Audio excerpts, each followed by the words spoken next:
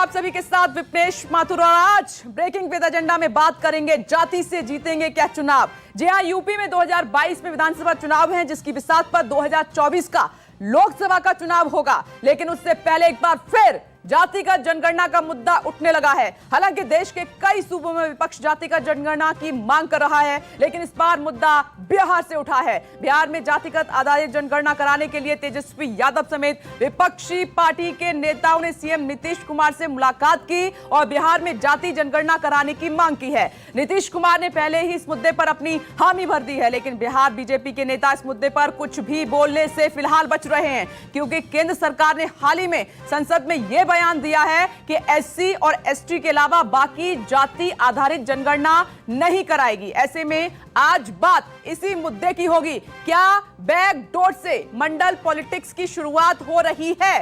क्या अब जाति से जीतेंगे चुनाव? यह है आज का सबसे बड़ा सवाल।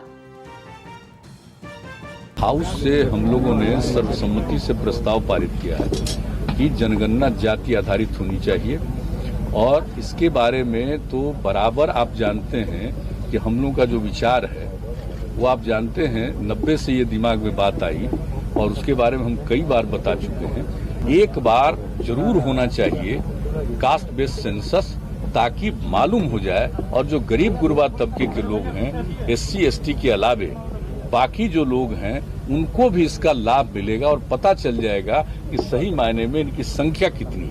पुनः अनुरोध करूंगा कि भाई हम लोगों का है और उधर जो पार्लियामेंट में ये बताया गया कि नहीं हो पाएगा, तो हम लोग तो आग्रह करेंगे कि इस पर जरूर गौर करिए। और हम पहले भी न सिर्फ यहाँ से प्रस्ताव गया है, हमने बातचीत भी की थी, तो हम लोगों की तो इच्छा है भाई कि होना चाहिए। मुख्यमंत्री जी से जब बात हुई तो मुख्यमंत्री जी ने कहा कि हम इसके पक्षधर हैं। दिल्ली से लौटेंगे तो वो 2 तारीख को जो है वो भी चिट्ठी लिख करके प्रधानमंत्री जी को मिलने का समय मांगेंगे। और ये भी हमने कहा दूसरे प्रस्ताव में अगर मिलने का समय नहीं मिल पाता है तो इसमें हमने उदाहरण भी दिया कि जैसे कर्नाटका राज्य ने अपने खर्च पर गिनती जनगणना कराई है, तो आप बिहार सरकार भी घोषणा करें कराने की। उन्होंने हम लोगों के बयान के बाद जो है कर्नाटका सरकार का जब उदाहरण हमने दिया तब जो है कागज वगैरह मंगा करके वो देख रहे। और वहीं इस मुद्दे पर बीजेपी खेमे से बने बिहार के डिप्टी सीएम तारकिशोर प्रसाद ने कहा कि केंद्र सरकार सही समय पर ही सही निर्णय लेगी। सुनिए। इसमें ना एनडीए की बंटने की बात है, ना चाचा भतीजा की एक होने की बात है। बिहार विधानसभा में एक प्रस्ताव काफ़ी पहले यह पारित हुआ था, उस आलोक में ये सारी बातें आ रही हैं और यह जनगणना भारत सरकार को करना है, भारत सरकार को निर्णय लेना है, तो भारत सरकार उचित अवसर पर उचित निर्णय लेगी। और माननीय मुख्यमंत्री जी से सभी दलों के लोग मिल सकते हैं, बात कर सकते हैं, मुझसे भी सभी राजनीतिक दलों के लोग मिलते हैं, बात करते हैं। तो ये मांग इस बार बिहार से उठ रही है। हालांकि आपने देखा है कि कई राज्यों में विपक्षी पार्टियों ने जातिगत मतगणना की मांग की है, लेकिन बिहार से मुद्दा जोरदार तरीके से उठा है। यहां पर पक्ष और विपक्ष मिले हैं और अब केंद्र को चिट्ठी भी लिखी जाएगी। अब सवाल यही है कि क्या जाति के आधार पर चुनाव जीता जाएगा, इसी पर चर्चा करेंगे। खास मेहमान हमारे साथ मौजूद हैं इस वक्त। अनिला सिंह जी बीजेपी का पक्ष रखने के लिए हमारे साथ मौजूद हैं। अभय दुबे जी भी जुड़ गए हैं, कांग्रेस प्रवक्ता हैं, कांग्रेस की तरफ से पक्ष रखेंगे। अभिषेक झा जी हमारे साथ मौजूद हैं जेडीयू की तरफ से, और चित्रंजन गगन जी भी हमारे साथ मौजूद हैं आरजेडी की तरफ से, भी आरजेडी के प्रवक्ता हैं। आप सभी का स्वागत है। और उसके अलावा रमन कुमार दिल्ली से हमारे साथ मौजूद हैं, अशोक तिवारी लखनऊ से और सौरभ कुमार पटना से हमारे साथ मौजूद हैं। लेकिन सबसे पहले रमन कुमार, मैं आपके पास आ रही हूं। रमन, बिहार से यह मांग उठी है कि जातिगत मतगणना कराई जाए और इसमें तेजस्वी यादव ने नीतीश कुमार से मुलाकात भी की है, जिसमें उन्होंने हामी भर दी है, यानी कि बिहार में पक्ष और विपक्ष साथ में है। लेकिन बीजेपी की तरफ से चुप्पी है, इस पर कुछ कहा नहीं जा रहा है। कैसे समझा जाए इसे?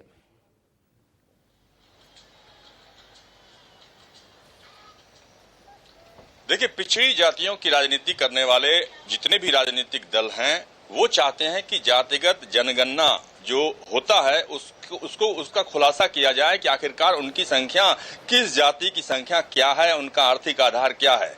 लेकिन सरकार सारी बातों को सामने नहीं रखती। अभी आधे अधूरे मामले सामने आए हैं और उस आधे अधूरे मामले में ऐसा लगता है कि देश के करीब 70 से 75% परिवार ग्रामीण इलाकों में रहते हैं और उनमें से आधे से ज्यादा गरीब हैं।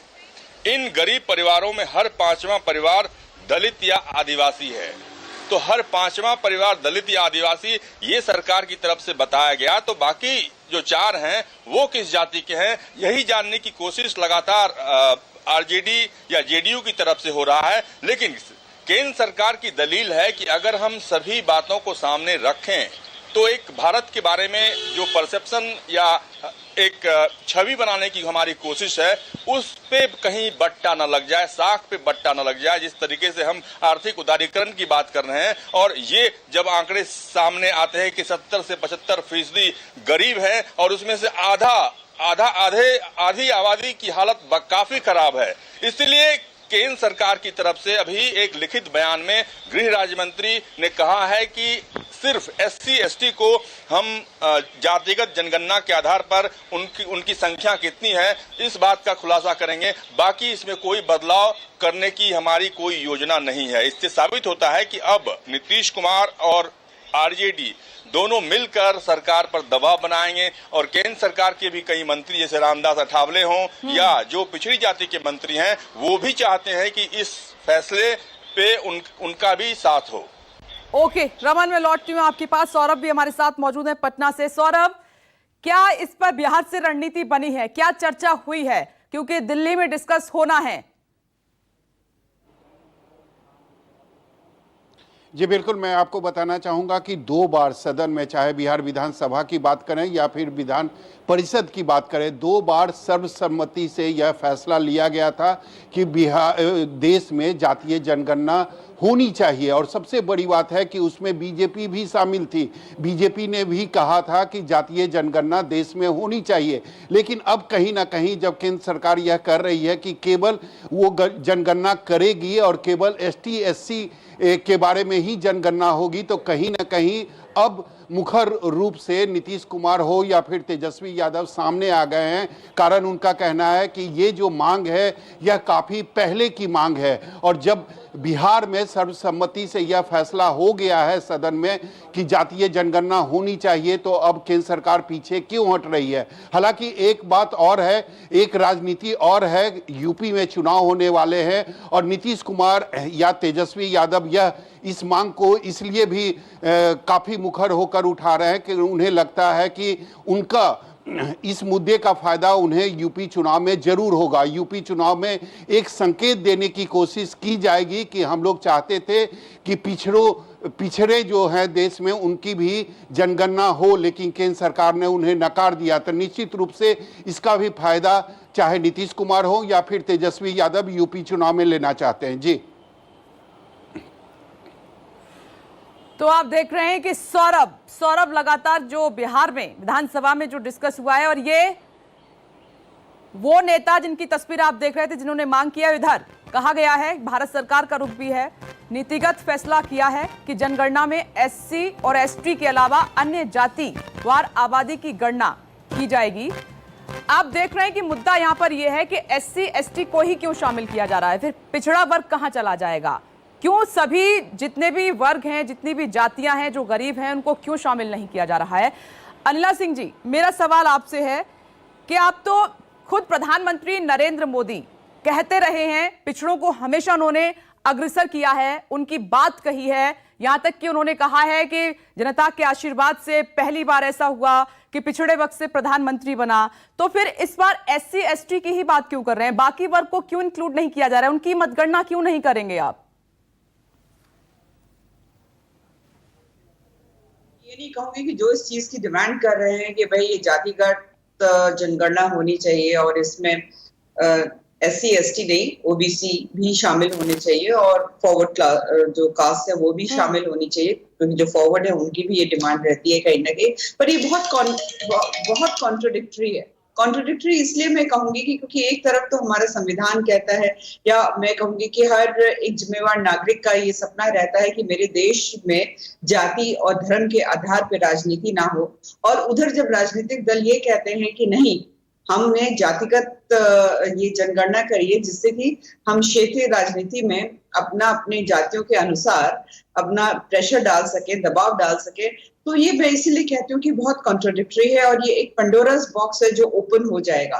पर फिर भी मुझको लगता है कि भाई एक ऐसा विषय है कि जो कि पार्लियामेंट के फ्लोर पे डिस्कस होना चाहिए। अगर पार्लियामेंट चले तो शायद इस पे चर्चा भी हो सके। अभी अलग अलग क्षेत्र, अलग अलग क्षेत्रीय दल, अलग अलग नेता जो हैं वो अपना पॉइंट ऑफ व्यू रख रहे हैं। भारतीय जनता पार्टी से भी कुछ नेता है जो अपना पॉइंट ऑफ व्यू रख रहे हैं इस पे। पर मुझे लगता है कि ऑन द लार्जर स्केल, क्योंकि पूरे भारत का विषय यहाँ आता है, हमारे नागरिकों का विषय यहाँ आता है, इसको बहुत थॉरली इसके ऊपर डिस्कशन होना चाहिए, फिर कोई निर्णय लेना चाहिए। ओके, ठीक है। अशोक तिवारी, आपके पास आ रही हूं। अशोक तिवारी, आप देख रहे हैं कि इसका सीधा सीधा फायदा चुनाव में होता नजर आएगा और इसीलिए इस पर जोर भी दिया जा रहा है। तो सवाल यहां पर यह है कि जो आने वाला विधानसभा चुनाव है वो जातिगत ही लड़ा जाना है क्या, जो लगातार शुरुआत से हम सवाल भी उठा रहे हैं?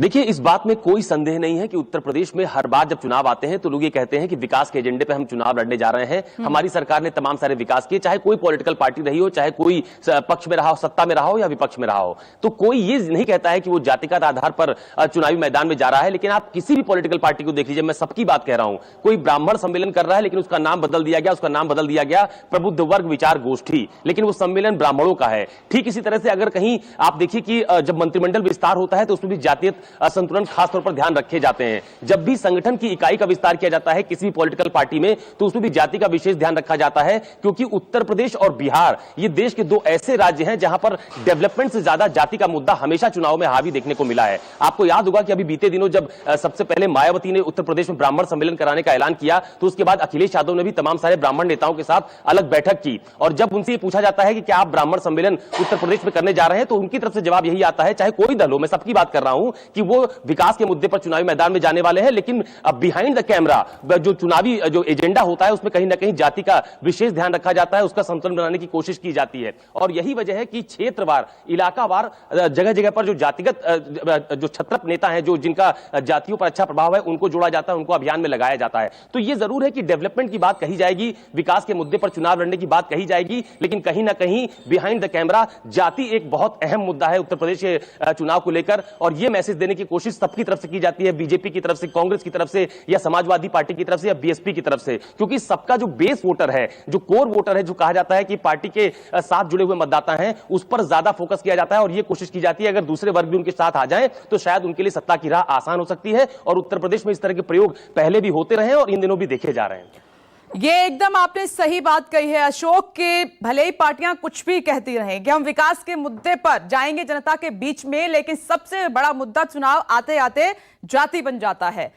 मैं आ रही हूं अभिषेक झा जी, आपने केंद्र का रुख तो समझ लिया, साफ साफ सुन भी लिया, स्पष्ट है तेजस्वी यादव से मिले हैं नीतीश कुमार, जाएंगे दिल्ली, अपनी बात भी रखेंगे। लेकिन जो नित्यानंद राय ने स्टेटमेंट दिया, उन्होंने साफ साफ कहा ये सरकार का ही है। केंद्र सरकार ने संसद में यह बयान दिया, एससी और एसटी के अलावा बाकी जाति आधारित जनगणना नहीं कराई जाएगी। अब बताइए क्या कहना है आपका? गणेश जी, जाति आधारित जनगणना कराने की हमारी मांग कोई नहीं, लंबे समय से हमारी पार्टी ने इसको लेकर मांग की है, विधानसभा में यहाँ प्रस्ताव भी पारित। अब इसको भले ही लोग इस तरह से देखें कि हम इसको चुनावी राजनीति में इसका फायदा उठाना चाहते हैं, लेकिन आप सोचिए कि हमने जब पहले से ही इस मांग को उठाया, उसके बाद तो कई चुनाव बीत गए, बिहार में तो अभी चुनाव बीत चुके हैं, लेकिन इसके पीछे की हमारी जो एग्जैक्ट मंशा है वो मैं आपसे शेयर करना चाहता हूं कि आप जानती हैं कि केंद्र सरकार की कोई योजना हो, बिहार की सरकार, प्रदेश की सरकार की कोई भी योजना हो, इसका लाभ अमूमन लोगों को मिलता है जाति के आधार पर, कि एक खास जाति वर्ग के लोग जो पिछड़े समाज से आते हैं उनको इस योजना का लाभ मिलना चाहिए। तो भाई जब हम जानेंगे नहीं जब तक कि क्या उनकी संख्या है, कितनी संख्या में किस जाति के लोग किस जगह पर रहते हैं, तो कैसे उनको सरकार तैयार नहीं है, तो आप क्या करेंगे? आप अपने खर्चे पर कराएंगे जो तेजस्वी यादव कह रहे हैं? नहीं, सुन लीजिए, मैं कंप्लीट कर लूं। तो हम नहीं चाहते कि किसी भी जाति के लोगों के बीच में थोड़ा भी असंतोष का भाव आए। और रहा सवाल की सरकार ने यह फैसला लिया है, इस पर हमारे आदरणीय नेता बिहार के मुख्यमंत्री नीतीश कुमार जी ने अपना वक्तव्य दिया है कि हम फिर से केंद्र की सरकार से पुनः आग्रह करेंगे कि एक बार पुनर्विचार करें इस पूरे मामले पर। इसको लेकर आगे भी मुलाकात भी हो सकती है, या प्रतिनिधिमंडल के माध्यम से या पत्र के माध्यम से केंद्र की सरकार से हम दोबारा आग्रह भी करें कि कृपया इस मांग पर, जो हमारी कोई नई मांग नहीं है, उस पर विचार किया जाए। हम तो एनडीए के मजबूत घटक दल हैं। एनडीए के अंदर हमको अपनी बात जब रखनी होती है, विधानसभा में हाँ में हाँ थी, लेकिन केंद्र में आप देख रहे हैं कि वो बात नहीं है जो बिहार विधानसभा में जो बीजेपी के नेताओं ने कही है। उन्होंने कहा है कि SC ST की ही काउंटिंग होगी और उन्हीं की जनसंख्या, जो भी उनके नंबर्स हैं वो दिखाए जाएंगे, जारी किए जाएंगे, बाकी का नहीं होगा। साफ साफ कहा है नित्यानंद राय ने, ये आप समझ लीजिए। अब देखते हैं कि दिल्ली में आप कैसे बात रखते हैं नीतीश कुमार। मैं आ रही हूँ रमा ने। एक सवाल ये है कि ये चुनाव आते आते ये मुद्दा उठता है, बाकी दिन क्यों सोए रहते हैं नेता?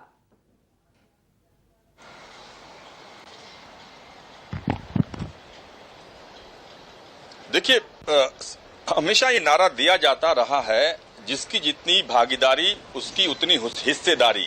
यानी कि SC ST को आरक्षण मिल गया संवैधानिक तौर पर, लेकिन पिछड़ी जातियों में जिसकी संख्या ज्यादा है उस संख्या के हिसाब से उनको भागीदारी मिले, सत्ता में भागीदारी मिले, इस बात की मांग लगातार की जाती रही है। लालू प्रसाद यादव जब संसद में थे तब उन्होंने भी जोरदार तरीके से इस मांग को उठाया था। मुलायम सिंह यादव, शरद यादव ने भी इस मांग को उठाया था कि सरकार आखिरकार जाति के आधार पर सभी जातियों की संख्या कितनी है इसका खुलासा क्यों नहीं करती। लेकिन सरकार के पास मजबूरी है। इससे पहले कांग्रेस की अगुवाई वाली सरकार 10 साल थी, उसने भी नहीं किया, और 7 साल करीब बीजेपी की सरकार है। और आपने सही कहा कि नरेंद्र मोदी को पिछड़ी जाति के प्रधानमंत्री के तौर पर बीजेपी अक्सर प्रोजेक्ट करती है, लेकिन जातिगत आधार पर जो जनगणना है उसको सार्वजनिक करने से बीजेपी भी बचना चाहती है, क्योंकि इससे पहले भी जब बीजेपी सत्ता में नहीं थी तब भी बीजेपी का यही रुख था, उसमें कुछ बदलाव नहीं हुआ है। लेकिन अब चूंकि सहयोगी पार्टियों के रुख के बाद क्या बीजेपी कुछ नया फैसला लेगी, क्योंकि उत्तर प्रदेश में चुनाव है, उत्तर प्रदेश में जाति एक बड़ा फैक्टर है, और उसके हिसाब से पार्टी को ये तय करना पड़ेगा कि जो कमेटी बनी है उस कमेटी की रिपोर्ट कब तक सार्वजनिक की जाएगी, ताकि जो मांग है उस मांग को पूरा किया जा सके। तो जाति से जीतेंगे चुनाव, आज का यही है बड़ा सवाल। यूपी में 2022 में विधानसभा चुनाव हैं, जिसकी बिसात पर 2024 का लोकसभा का चुनाव होगा। जिसने उत्तर प्रदेश जीत लिया उसने दिल्ली को जीत लिया, ये हमेशा कहा जाता रहा है। लेकिन अब आप देख रहे हैं कि बिहार से एक बड़ी जो मांग उठ रही है वो जातिगत जनगणना की मांग है, जिस पर केंद्र का रुख दूसरा है। केंद्र SC ST के अलावा नहीं चाहता है कि किसी भी और वर्ग की मतगणना हो, साफ साफ कह दिया है। अब इस पर क्या बिहार में जो सहयोगी दल हैं बीजेपी और JDU, उनके बीच में तकरार बढ़ेगी? क्या उनकी राहें अलग अलग नजर आ रही हैं? ये बड़े सवाल हैं जिन पर लगातार हमारी चर्चा जारी है। अब चित्रंजन जी, सवाल मेरा आपसे, आप ठीक है मिले नीतीश कुमार जी से, उन्होंने आपकी हाँ में हाँ मिलाया, उन्होंने कहा कि होना चाहिए, बाकी के जो गरीब वर्ग है, पिछड़ा वर्ग है, उनको भी तो लाभ मिलना चाहिए। जब तक काउंटिंग नहीं होगी तो उनका उद्धार कैसे होगा? लेकिन केंद्र का रुख तो कुछ और ही है, तो ऐसे में फिर क्या करेंगे आप? देखिए, राष्ट्रीय जनता दल तो काफी पहले से यह मांग करती रही है और सदन से लेकर सड़क तक हम इस सवाल को लेकर लड़ते रहे हैं। आदरणीय लालू जी पार्लियामेंट में इस सवाल को उठाने का काम किया था। पटना के सड़कों पर लाखों की संख्या में आदरणीय लालू जी और तेजस्वी जी के नेतृत्व में जाति आधारित जनगणना की मांग लेकर प्रदर्शन भी हुआ। बिहार विधानसभा से 2 बार यह प्रस्ताव पारित। यह बहुत अजीब लग रहा है कि भाजपा भी उस शामिल रही है, उसमें सब सम्मत प्रस्ताव पारित हुआ जिसमें भाजपा भी पक्ष में मतदान किया। और दिल्ली में भाजपा सरकार में है, सरकार भाजपा के ही समझिए, एनडीए के समझिए, लेकिन मुख्य उसमें घटक भाजपा है। अब बिहार में वह समर्थन करती है और दिल्ली में उसकी सरकार जो है वह कह रही है कि केवल SC और ST का गणना होगा, जाति आधारित जनगणना नहीं होगा। नीतीश जी चूंकि जनता दल एनडीए के घटक हैं, एक महत्वपूर्ण नेता है एनडीए के, और चूंकि बिहार विधानसभा से पारित हो चुका है, जनता दल भी इसके समर्थन में है, तो उनको कहा गया है नेता प्रतिपक्ष और भी विपक्षी दलों के साथ कल उनसे मिलकर कहे हैं कि भाई आप एनडीए में हैं, आपका प्रभाव है, आप अपने प्रभाव का इस्तेमाल कीजिए। उन्होंने आश्वासन दिया है कि मैं प्रधानमंत्री जी को पत्र लिखूंगा। अब सवाल है कि अब कितना दबाव बना पाते हैं और कितना इनका वो रिस्पेक्ट करते हैं, कितना रिस्पॉन्स लेते हैं इनकी बातों का। दबाव में वह तो बीजेपी आती प्रधानमंत्री नहीं, प्रधानमंत्री गृह मंत्री दबाव में काम नहीं करते हैं, आपको भी मालूम है। नहीं, अभी आप देखिए नीट में जिस ढंग से इन्होंने पिछड़ी जातियों के आरक्षण को मार दिया था, लेकिन जब नेता प्रतिपक्ष तेजस्वी प्रसाद यादव के नेतृत्व में बिहार से जब आवाज उठी और दूसरे जगह से भी लोगों ने जब यह आवाज उठाया, तो अंत में भाजपा को यह मानना पड़ा, केंद्र सरकार को झुकना पड़ा और नीट में भी जो है सो आरक्षण लागू करना पड़ा पिछले वर्ग के लोगों के लिए। इसलिए ऐसी बात नहीं है, दबाव बनेगा। अगर नीतीश जी दबाव बनाएंगे तो आपको लगता है कि बीजेपी को छोड़ आपके साथ जाएंगे नीतीश कुमार जी? नहीं, अब तो नीतीश जी को फैसला करना है, क्या करेंगे। चलिए, नीतीश जी को फैसला करना है क्या करना है। ठीक है, आपने अपनी बात रख दी है। मैं अनुराग जी आपके पास आऊं, उससे पहले अनिला सिंह जी, ये दो तरीके की बातें क्यों? बिहार विधानसभा में एक मत, फिर केंद्र में आते आते दूसरी बात, ऐसा क्यों? राज्य की अपनी रिक्वायरमेंट्स होती हैं और उस राज्य में भारतीय जनता पार्टी एक राष्ट्रीय पार्टी, हर राज्य में उसकी मौजूदगी है। तो बिहार की अपने रिक्वायरमेंट, अपनी डिमांड्स होंगी, उसके आधार पर भारतीय जनता पार्टी ने आवाज ये उठाई होगी। जैसा मैंने शुरुआत में भी कहा कि भारतीय जनता पार्टी के भी कुछ लीडर्स इस बात के लिए डिमांड उठा रहे हैं, परंतु जो केंद्र की सरकार है, चाहे वो कांग्रेस की रही है, चाहे वो आज की मौजूदा सरकार है, उनको पूरे राष्ट्र का देखना होता है, उनको संविधान को समझना होता है, उनको बाबा साहब अम्बेडकर जिन्होंने एक उनकी परिकल्पना थी कि यहाँ पर जाति विहीन एक समाज हो, उसके बारे में भी सोचना पड़ता है। हमारे यहाँ पे ऐसे राजनीतिक दल हैं जो ये कहते हैं कि बाबा साहब की आइडियोलॉजी को हम फॉलो करते हैं या लोहिया साहब की आइडियोलॉजी को हम फॉलो करते हैं, परंतु जहाँ राजनीतिक फायदा उठाने की बात आती है तो वो आइडियोलॉजी को खिड़की से बाहर फेंक देते हैं। और मुझे लगता है कि जो लोग जातिगण बात कर रहे हैं कि भाई इस तरीके का सेंसस होना चाहिए, कभी इन्होंने इस सोशियो इकोनॉमिक फैक्टर के बारे में नहीं सोचा क्या? देश के प्रधानमंत्री जी ने सोशियो इकोनॉमिक फैक्टर के बारे में सोचा, इसीलिए जो 10% रिजर्वेशन है, जो इकोनॉमिकली वीकेंड क्लास है, जो अपर कास्ट में भी आते हैं, उनको भी ये मौका दिया कि नहीं, आपको भी रिजर्वेशन मिलेगा, आपका भी रिप्रेजेंटेशन होना चाहिए। आप गरीब वर्ग से आते हैं तो उसका मतलब ये नहीं कि आपकी साझेदारी नहीं होनी चाहिए। मुझे लगता है कि एक प्रोग्रेसिव देश के लिए हमें जाति और धर्म से ऊपर उठकर देश के सोशियो इकोनॉमिक कंडीशन के बारे में विचार करते हुए आगे बढ़ना चाहिए, नहीं तो हमारे में अब में और 1000 साल पहले वाले भारत में अंतर क्या रह जाएगा। ओके, अनुराग भदौरिया जी, बात कीजिए ना आर्थिक ढांचे पर, बात कीजिए सामाजिक ढांचे पर, जात पात की बात बीजेपी नहीं करती है, आपका क्या रिएक्शन है? अनिला सिंह जी को आप सुन रहे थे। देखिए, इस देश के अंदर में अगर किसी ने भी जाति धर्म की राजनीति की है तो भारतीय जनता पार्टी ने की है। भारतीय जनता पार्टी कभी भी सामाजिक विकास की तो राजनीति करती नहीं है, सामाजिक न्याय की बात भी नहीं करती है। उसे समाज के अंदर में किस तरह से नफरत की बात हो, किस तरह से समाज को डिवाइड किया जाए, किस तरह से समाज को अलग अलग करके और अपनी सत्ता हासिल की जाए। लेकिन सवाल ये नहीं है, सवाल ये है कि आप पूरे देश के अंदर में पहली जनगणना 1931 में हुई थी लास्ट, उसके बाद आज तक जनगणना हुई नहीं। तो अगर जनगणना हो जाए तो उसमें दिक्कत क्या है? अगर सब हमारा अपना देश है और सब ये तो सच है कि यहाँ पे हमारा जो हिंदुस्तान है सभी जाति धर्म का विभिन्न जातियों का और विभिन्न धर्मों का देश है। अगर यहाँ पे जनगणना हो जाए और पता चल जाए कौन कितने हैं तो उसमें दिक्कत क्या है? सुबह से लेकर शाम तक राजनीति तो धर्म को जांच की करती है भारतीय जनता पार्टी। अगर भारतीय जनता पार्टी विकास की राजनीति कर रही होती तो आज हमारे देश की अर्थव्यवस्था अच्छी होती ना।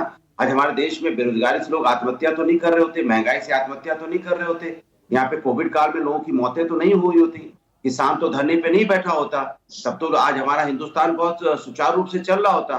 लेकिन इन्होंने हिंदुस्तान के बारे में नहीं सोचा, इन्होंने सत्ता के बारे में सोचा है। इसीलिए कहते हैं जब आप सत्ता के बारे में सोचते हो तो जनता को सच भी बताओ कि जितनी किस जात की कितनी आबादी है, कितनी आबादी के लोग यहाँ किस जात के रहते हैं, क्या उनका समीकरण है, क्या उनका सामाजिक ढांचा है, क्या उनकी आर्थिक स्थिति है। कि हम तो कह रहे हैं सभी तरह से आप सर्वे करा लीजिए ना, उनकी आर्थिक स्थिति का भी करवा लीजिए, उनकी जातिगत भी करवा लीजिए, और कितने जाति कितने नहीं, वो नहीं कराएंगे, उन्होंने मना कर दिया है, कह रहे हैं हम जाति पर राजनीति नहीं करते। विपक्ष को अपना फायदा दिख रहा है, इसीलिए अब जातिगत मत जनगणना की बात कर रहा है विपक्ष। देखिए अब उनके पास क्या है कि उनको ये चिंता सताने लगी है कि अब उनकी जनता ने का विश्वास उनके ऊपर उठ चुका है। अब वो थोड़े घबराए और परेशान है। सबसे ज्यादा तो भारतीय जनता पार्टी मंच पे खड़े होके बोलती थी, अपनी जाति धर्म की बात बताती थी, इनके बड़े बड़े नेता तो मंच पे बोलते थे हम किस जाति के हैं, ऐसा तो कभी किसी नेता ने नहीं बोला कि किस जाति के हैं। किसी भी बड़े नेता ने मंच पे अनिला सिंह जी जल्दी से रिएक्शन देंगी आप इस पर, फिर मैं आगे बढ़ती हूँ जल्दी से। देखिए, यहाँ ये बात नहीं हो रही है कि क्या पिछड़ा होना कोई शर्म की बात है या दलित होना कोई शर्म की बात है। भाई अगर मैं पिछड़ी जाति से आती हूँ या कोई और व्यक्ति दलित समाज से आता है या कोई अपर कास्ट से भी आता है, खासतौर से मैं पिछड़ों की और दलित की मैं बात करती हूँ, तो क्या ये कोई शर्म की बात है? अगर आज हमारे प्रधानमंत्री जी पिछड़े समाज से आते हैं, अगर वो कहते हैं कि नहीं मैं समाज से आता हूं, तो कोई शर्म की बात है क्या? तो फिर उनकी काउंटिंग क्यों नहीं? नहीं तो काउंटिंग एक अलग बात होती है, उनकी जनगणना क्यों नहीं? ये लोग अब यादव जी जो नहीं अखिलेश यादव जी, ये कैसे चलेगा? अखिलेश यादव जी जो है यहाँ पर उत्तर प्रदेश में जो यादव समाज है उसकी राजनीति करते हैं। आप ये सोचिए ना कि किस प्रकार से विभाजित हो जाएगा पूरा का पूरा देश। लेकिन आप तो मुझे ये लगता है कि आप सभी को पता है कि वो किस जाति से आ रहे हैं, किस धर्म से आ रहे हैं, तो सीधी सी बात है वो अपने पर्सनल कंजम्पशन के लिए रखिए ना, वो देश के कंजम्पशन के लिए मत रखिए। प्रधानमंत्री खुद पिछड़े वर्ग से आते हैं, पिछड़ी जाति से आते हैं, तो उस वर्ग की काउंटिंग क्यों नहीं बीजेपी कराना चाहती है? उस वर्ग को नंबरिंग क्यों नहीं देना चाहती है ताकि उनका भी उद्धार हो सके? जब तक आपको पता नहीं चलेगा कितने लोग गरीब हैं, कितने लोग पिछड़े हुए हैं, तो फिर आप कैसे विकास करेंगे? मैं एक अभिषेक जाजी एक लाइन में, अब क्योंकि राहें अलग अलग हैं, तो बिहार में नीतीश बाबू क्या करेंगे? चितरंजन जी पूछ रहे हैं कि आप जाएंगे आरजेडी की तरफ, जो विपक्षी पार्टियां हैं उनकी तरफ, या फिर बीजेपी की तरफ, क्योंकि केंद्र का रुख साफ है। आप तय कर लीजिए। अब विपिनेश जी, किसी के तरफ जाने की बात नहीं है, यह मांग हमारी पार्टी की बहुत पुरानी मांग है, हम इस मांग पर आज भी कायम है। नहीं, इस तरफ या उस तरफ तो होना पड़ेगा, बीच में कैसे रहेंगे आप? इस तरफ क्या है भाई, हम इस मांग के साथ थे, हैं और आगे भी रहेंगे जी। हम किसी दल के हिसाब से अपनी मांगों को नहीं उठाते हैं। नहीं तो क्या तेजस्वी यादव ने जो कहा है कर्नाटक की तरह अपने खर्चे पर कराएंगे फिर केंद्र सरकार अगर हाँ नहीं करता है? देखिए, हमारे नेता नीतीश कुमार जी ने केंद्र की सरकार से आग्रह किया है। मुझे लगता है कि आदरणीय नीतीश कुमार जी जब एनडीए के वरिष्ठ नेताओं से बात करेंगे, आदरणीय प्रधानमंत्री जी से भी उनका वार्तालाप हो सकता है, तो फिर सारी चीजें स्पष्ट हो जाएंगी। उसके बाद कोई बड़ा फैसला लेंगे। चलिए ठीक है, बातचीत के बाद स्पष्ट होंगे हालात कि केंद्र का रुख क्या है, खुद नीतीश जी जानेंगे। वक्त की कमी, आप सभी का बहुत बहुत शुक्रिया। देखिए, जाति का जो जिन है ना, चुनाव से पहले हमेशा उठता है, हमेशा। ये तो राजनीतिक पार्टियां कहती आई हैं कि जिसकी जितनी भागीदारी उसकी उतनी हिस्सेदारी। अब आप ये समझ लीजिए, आपको तय करना है।